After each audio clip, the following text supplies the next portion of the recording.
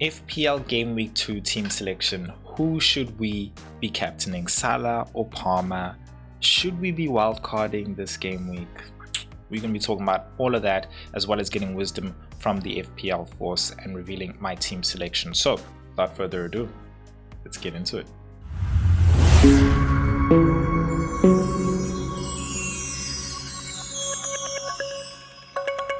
So, here's a stat for you guys. Over 70% of you guys watching are not subscribed. Now, let's make a deal. So in the next few minutes, if you guys get the value that you're looking for from this video, please do me a huge favor and hit that subscribe button. It would honestly make a huge difference in helping me and my one-man team, bringing you guys more content throughout the season. So, sounds like a deal? Let's get into it. All right, guys. Now, a lot of you guys are panicking, wondering, should I play the wild card? Some of you aren't even asking the question. I'm just going to play the wild card. Calm down, okay? Like, from my perspective, guys, in all honesty, it's game week 1. And the reason why you've picked your team is, you've got strategy. Well, I hope you have strategy as to, like, game week 2, this is what you were planning to do. Game week 3, you're gonna have bad game weeks. Like, you are not gonna have each and every single good game week. And I think the fact that we've got double chips is what's probably playing on your mind, on the fact that I've got a wild card, I'm just gonna play it now. I'm gonna have another one later on again. Like, don't use this wild card chip when you've got more information. You start to see picks that arise even better. Like, a lot of the times throughout different seasons of FPL, players that have actually done well in game week 1 are not players that just go on to go and do well, but look, don't just take it from me. Let's hear what the FPL Force has to say about it, because yeah, I mean, it's the Force.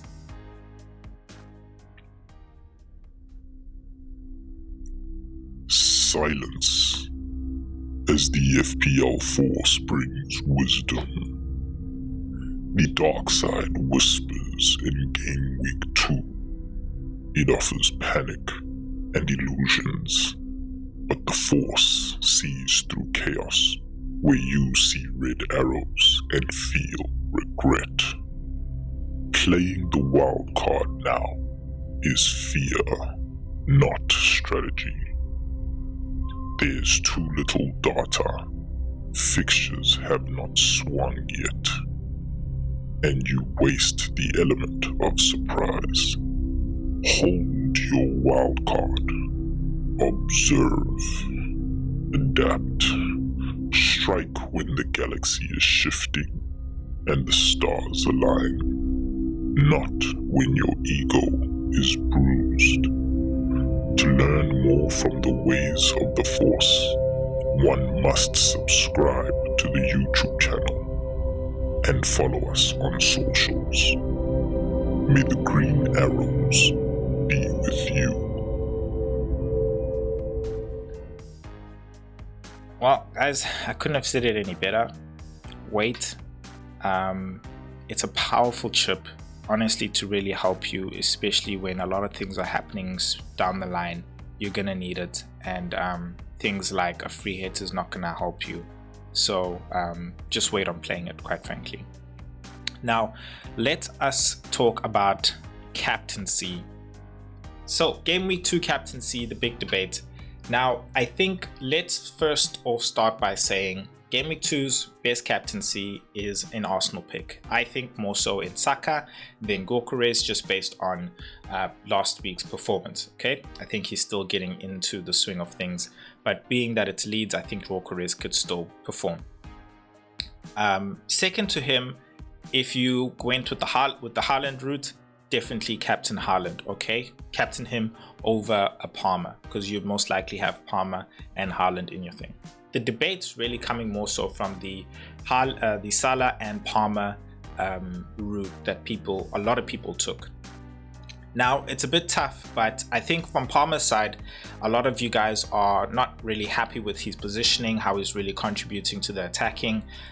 Is he getting himself in those positions where he could really go out and score a lot, and we all know that Palmer can really walk away with 25 points in one game week, and in another game week, just like his previous one, blank. Now, the way Enzo Maresca is playing him does not make him look appetizing for captaincy, although the fixture is really great. He is playing West Ham. I think because of what we've seen in game week 1, due to that, I think it's safer to go more so on the Mo Salah side, where even in a difficult fixture, there's just that point like you always see. I call it, instead of hammer time, it's Salah time. Round about past the 70th minute, Salah starts to really score his goals, and whether it's a tough game or it's a good game, Salah can really perform. He's got 1 goal already. Newcastle will be a tough fixture. It is away. It is at Newcastle. He's got a great team behind him. Yeah, he doesn't look like he's necessarily playing great in terms of making a lot of those central runs. He holds with a lot of the time, but at least when he does get the ball on that wing, you do see him cut in. So I think in this captaincy decision, the safer route is actually to go with Salah. I think a lot of people are going to go with Salah. Despite the ownership being high on Cole Palmer, I don't think it would hurt you even if you did go with Salah captaincy. So in my decision from here, captaincy, I would go Salah. I think it's the better route for you guys. Better team, despite the fact that they are playing tougher oppositions. Yeah, that's captaincy for me. Let us go on to my game week team selection. So Game week 2 team selection. In goals, I'm going to start off with Sal's playing against Crystal Palace away, along with Nico Williams there. I prefer to play them against Pedro Porro, who are playing Man City, as well as Diouf, who's also playing Chelsea at home over there.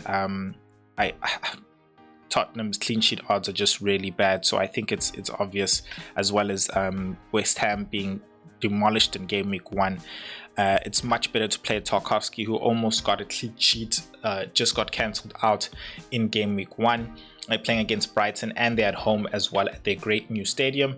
And then you also have Ait Nouri at home, who showed that he could get DEFCON contributions, and he got 15, right behind the Virgil van Dijk's 20 in this past game week.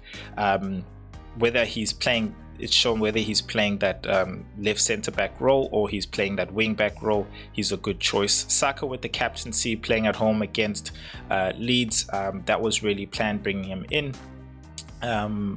Anderson, I think I'm happy to play him ahead in the Crystal Palace ahead of Kudus against Man City.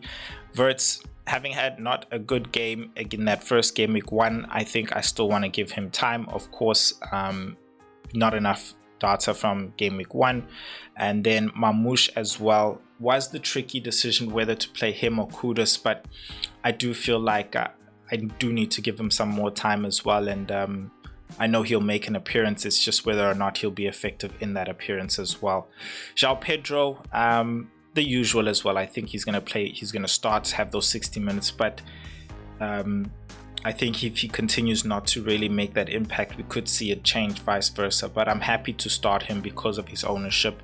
Bowen, again with West Ham, that didn't really impress us in game week 1. He is Bowen, somebody who does carry a lot of goal involvement there in West Ham, so I'm really happy to play him at any game, really. I think if they grab a goal, he's definitely going to be the one that's involved in it. Ollie Watkins, another person who is really a punt when it comes to captaincy, that if you want to take, playing against Brentford, he's got a good record against them as well. So if you are looking to go very differential in terms of captaincy, Ollie Watkins is a bet. But to be honest, Saka is actually more still of a differential because of his ownership, whereas Ollie Watkins is over 20%. Saka is more actually on 16% in terms of ownership. So that is the game week 2 team selection. I think the only thing for me that was a tough decision was whether or not to play Pedro Porro or Nico Williams. Apart from that, and the Mamouche one. Apart from those two, I think everything picked itself. Is there anything that I would change, that I am going to change? I don't think so.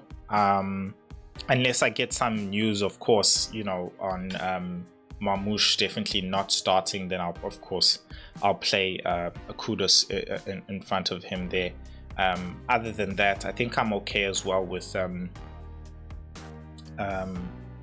yeah, nobody's really playing against each other, yeah, in terms of attacker versus a defender. So that's also another reason why I've also benched these guys as well. I do expect City to do better against Tottenham. I know that they will go probably 5 in the back. I'm speaking about Tottenham here, and I think that game can honestly be 50-50. Like I said, like Tottenham, Man City's Achilles heel is Tottenham, so I think anything can happen, but Man City definitely are favorites being at home, and I believe they definitely will score there. So yeah, that's my thing over there. What I always do, I always give a shout out to the top 10 of the league. So let's see who is the top 10 of the leagues so far. We have Christian Ashley, Omicron United at number 1, 89 points. Well done, my man. Number 2, we got the Blues Lin Man. Right behind him, it is Spirit of 89. Okay, Michael, Spirits of 89. Not far behind there at number 3 as well. Number 4, we got Tsepi, I think it's Tsepi Guardiola coming in there at number 4. Saka Boom, he was with us last season as well, coming in at tied number 4 as well. There's a lot of ties here with Face Palmer, Justin Long also coming in at number 6. Well done there. And tying in there with you is Yu-Gi-Oh! Wow, you guys are really showing your age, eh? And then we also have Sackman Do coming in there at 72 points as well. I think it's still very close, even there between number 8 and number 28 and number 1. The points difference for me, the moment people start gapping at like 100 points, that's when you know you got a problem. You need to have like a proper, still a good amount of game weeks, like 4 game weeks or so, to really catch that up and be lucky as well.